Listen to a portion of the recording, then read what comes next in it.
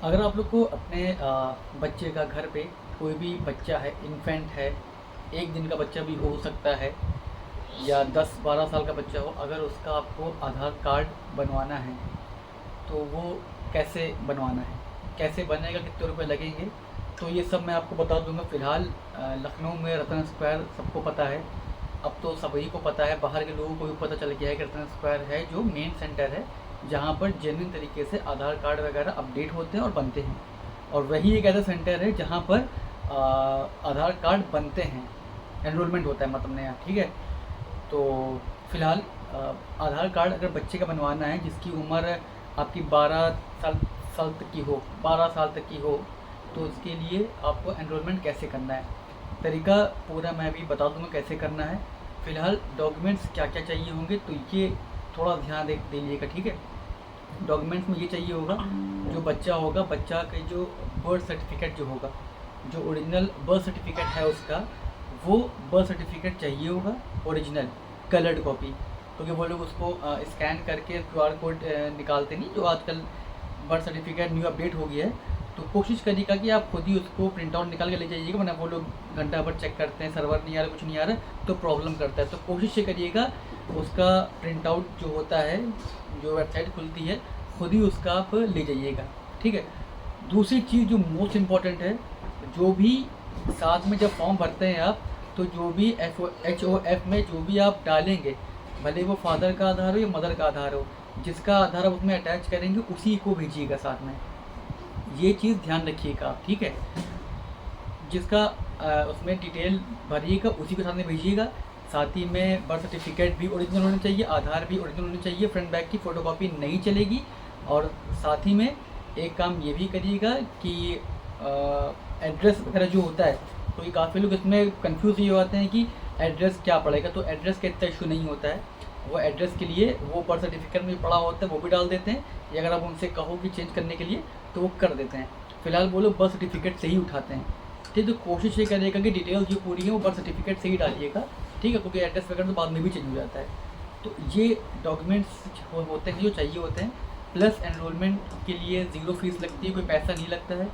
अगर आप चाहते हो किसी दुकान से करवाना तो वो आपसे 100-50 ले लेगा, या आप खुद भी कर सकते हो। कैसे करना है वो भी तरीका मैं बता दूंगा, आप जा करके वहाँ से अपना कर लिएगा, ठीक है।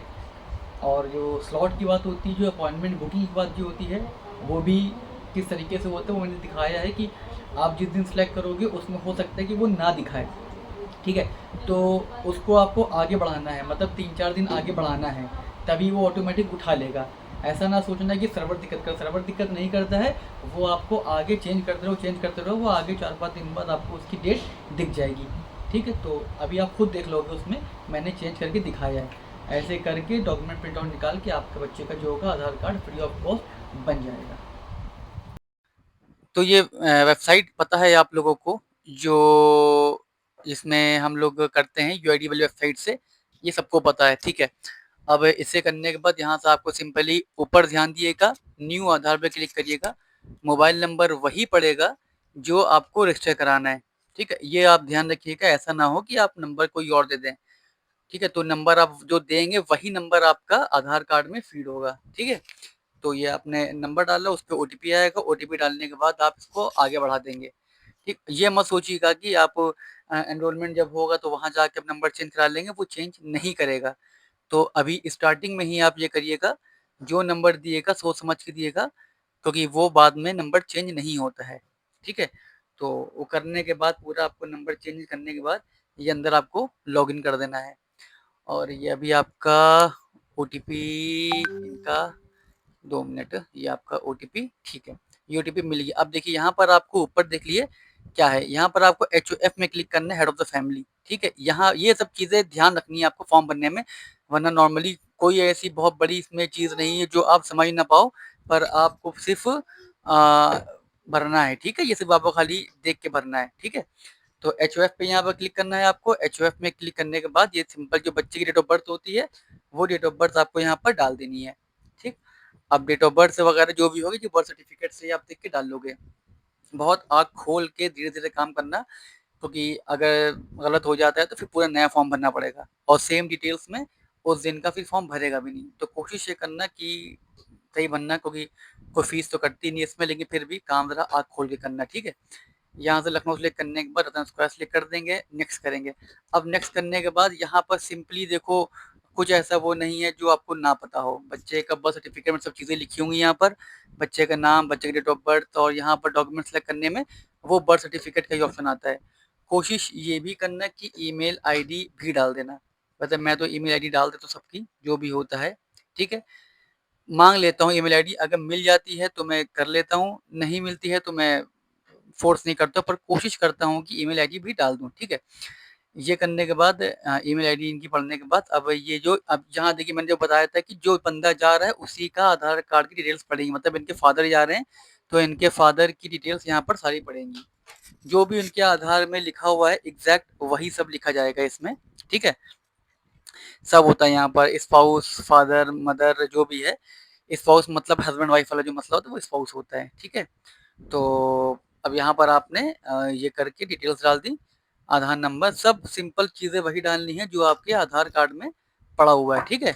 अब यहाँ पर डालना है आपको एड्रेस। एड्रेस कोशिश ये करिएगा कि आप बर्थ सर्टिफिकेट से ही उठाइएगा, क्योंकि इस केस में जो मैं भर रहा हूँ, इस केस में बर्थ सर्टिफिकेट और आधार में सेम एड्रेस पड़ा हुआ है, तो फिर मैं बर्थ सर्टिफिकेट का ही उठा दे रहा हूँ, ठीक है। तो आपने बर्थ सर्टिफिकेट से डेटा उठा करके पूरे यहाँ पर भर देंगे, ठीक। केयर ऑफ में भी आपको फादर नेम ही पढ़ना है यहाँ पर, जो फादर नेम है, ठीक है।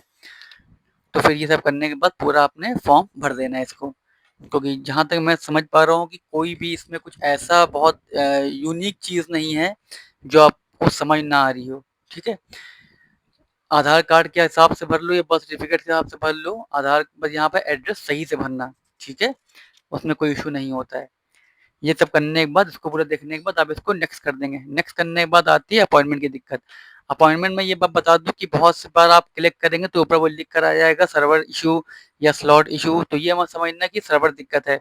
तुम इसको एक एक करके आगे बढ़ाते जाओगे, वो ऑटोमेटिक शुरू हो जाएगा। जैसे कि मैंने पहले भी अपने वीडियो में बताया था अभी कि ये होता है, ठीक। तो इस चीज़ पे ज़रूर ध्यान देना तुम, क्योंकि अक्सर लोग होते हैं यहाँ से स्किप कर देते हैं कि यार वो स्लॉट नहीं मिल रहा है, ठीक है। मैंने देखो 4-5 कर पहले देखो मैंने ये करा, ये एक करने के बाद मैंने एक-एक दिन सेलेक्ट किया है। ये करने के बाद मैंने देखो इसको फिनिश किया। जैसे मैंने इसको फिनिश किया, फिनिश करने के बाद देखो ये आपका नहीं लेगा। जैसे मैं इसको सबमिट करूँगा, सबमिट करने के बाद देखना वो इसको एक्सेप्ट नहीं करेगा, ठीक है। वो बता देगा आपका स्लॉट इश्यू, ठीक है। तो ये दिक्कतें आती हैं, तो फिर आपको बस ये करना है कि नेक्स्ट नेक्स्ट करते जाना। भले वो 10 डेज़ आगे बढ़े या 15 दिन आगे बढ़े, वो देखो बढ़ेगा ज़रूर। तो फिर ये आपको ज़रा ध्यान देना है, ठीक है। तो फिर ये देखिए, जैसे अभी ऊपर देखिए, ऊपर लिख कर आ जाए, ये देखिए लिख कर आ गया यहाँ पर कि ये नहीं हो रहा है, ठीक। तो अब आपको क्या करना है, सिंपल मैं बैक गया, इसके नेक्स्ट दिन सेलेक्ट किया, अगला दिन सेलेक्ट किया। अगले दिन करने के बाद और आगे बढ़ा, करते मैं 5-6 दिन 8 दिन आगे बढ़ा था, तब जाकर के मुझे इसका अपॉइंटमेंट बुक हो गया, ठीक है। तो देखिए सामने आपके खुद ये आपको दिख जाएगा, ठीक है। तो फिर ये आपको ऐसा ही करना है, ठीक है। तो ये पूरा करने के बाद आपको इसका प्रिंट आउट निकाल करके इनको आपको जो भी है आपको भेज देना है। और वही बात जो डॉक्यूमेंट की मैंने बताई थी, original birth certificate, colour colour print out जो होते हैं, कलर प्रिंट आउट का बर्थ सर्टिफिकेट, उसके बाद फिर आधार का ओरिजिनल, ठीक, वो ले जाना है वहाँ पर। वहाँ जा कर के जो गार्ड खड़ा होगा उसको अपॉइंटमेंट की पर्ची देंगे, वो आपकी एंट्री करा देगा। और कोशिश ये करिएगा कि टाइम पे पहुँच जाएँ, क्योंकि अक्सर लोग ये सवाल करते हैं कि अगर हम टाइम पे ना पहुँच पाए तो क्या होगा? ऐसा कुछ नहीं होता है, अगर आप आधा 1 घंटे लेट पहुँच जाएँगे कोई दिक्कत नहीं है, वो हो जाता है काम, ठीक है। वो लोग जो होते हैं बैठे होते हैं, गार्ड वगैरह जो होते हैं वो एंट्री दे देते हैं, वो काम करा देते हैं। तो फिर आप वहाँ पर आराम से, मतलब कोशिश करिए कि टाइम पे जाइए। अगर लेट हो जाए तो अपॉइंटमेंट स्किप ना करिए। ये मत सोचिए कि अपॉइंटमेंट स्किप हो जाएगा तो काम नहीं होगा, काम तब भी हो जाएगा। आप वहाँ पर जा कर के अपना अपॉइंटमेंट दे करके पूरा आपको जो रजिस्ट्रेशन वगैरह, जो बच्चे का एनरोलमेंट वगैरह होगा, क्योंकि बच्चे की सिर्फ फ़ोटो खींचती है, आपका अंगूठा लगेगा, ठीक है। ये चीज़ ध्यान रखिएगा, यही होता है तरीका, ठीक है।